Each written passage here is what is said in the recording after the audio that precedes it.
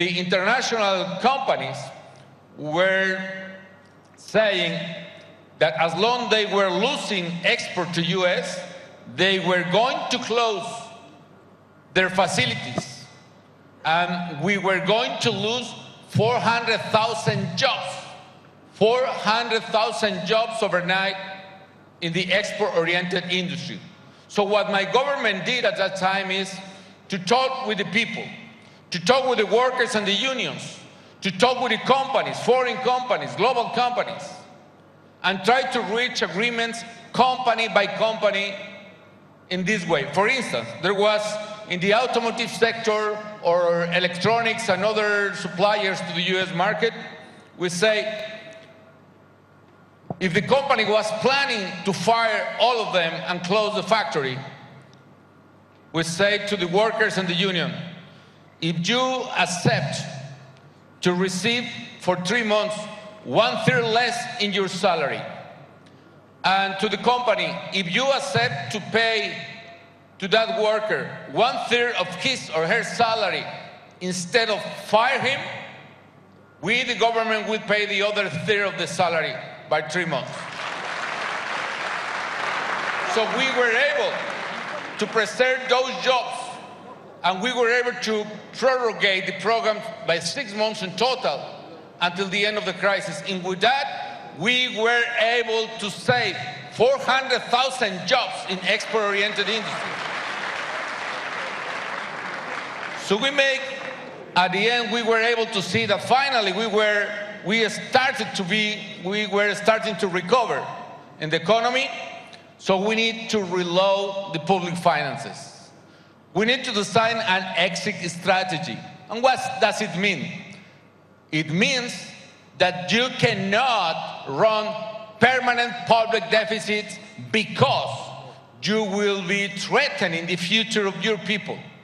We live in the past the lack of responsibility of governments running in a permanent way a public deficit. And what's happened in those cases? The markets take a toll on your people. The market paying you, imposing very high interest rates, imposing severe conditions. So we realized that it was worthy to pay the political cost of the responsibility by reducing immediately the public deficit. And what we did so. Unfortunately, my friends, there are not recipes, there are nothing new under the sun. You want to reduce the deficit? Of course, it's very basic. You need to increase revenues, which means taxes, or reducing subsidies for gasoline and petrol, for instance. And at the same time, you need to reduce your expenditures. And we did so. We closed quite inefficient and expensive, for instance, public utilities that were eroding public finances. One single company, for instance, in the electricity sector, above the bills that the consumers were paying in their electricity bill, above those payments, we needed to provide to the company a subsidy of $5 billion a year to that company.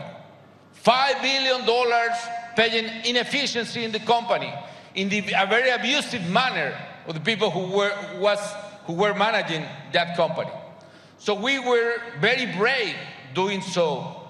But more important for us was to provide clear signals to the markets that Mexico was serious about fiscal responsibility, that we were not going to put in a threat our people, that we were not going to damage the future of Mexico.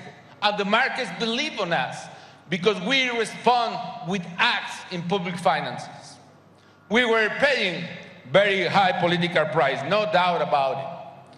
So we talked with my team and my government and say, well, if we are already paying such high political price, we need to move forward the country.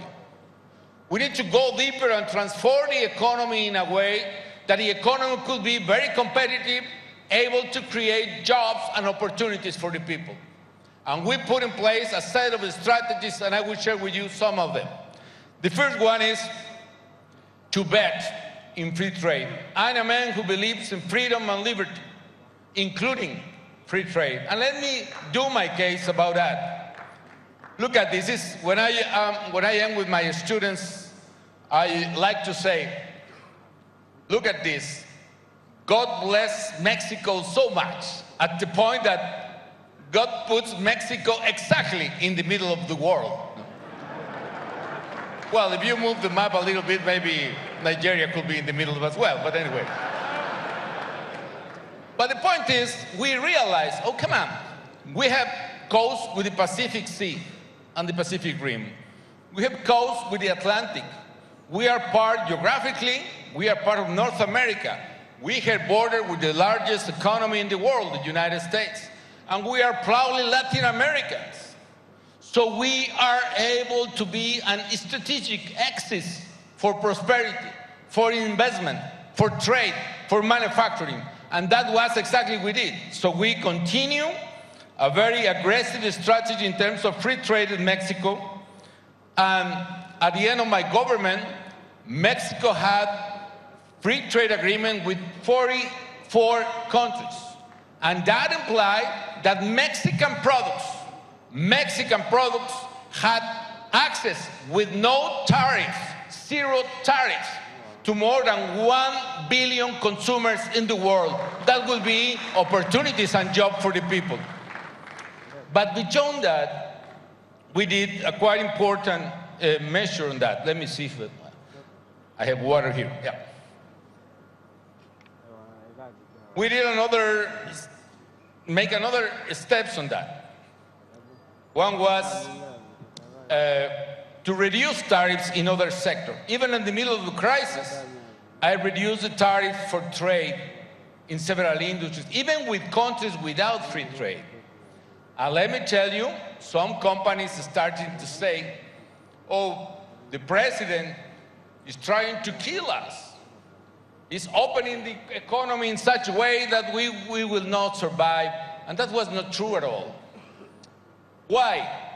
The key issue in this global era is the most important part of the world trade is not a final product. It's not a mobile phone.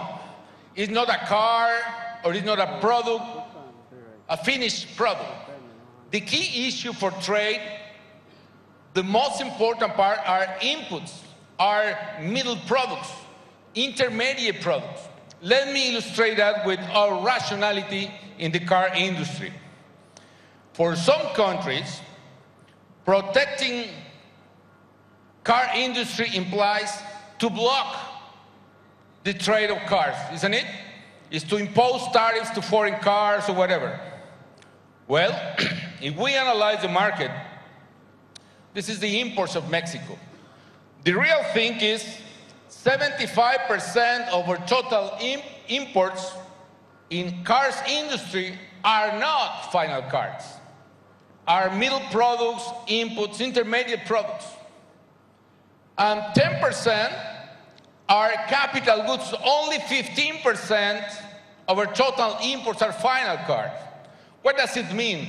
It means that if we close the industry in order to protect the industry, we will prevent the companies to get the inputs from abroad. So the strategy was, let the company, global companies, to get all the components of the car from abroad. I don't care if the engine is coming from Japan, or the electrical or electronic system is coming from other part, or the harness is coming from Honduras or whatever. The point is the company need to build the car here in Mexico. And that was the logic of that. And we won.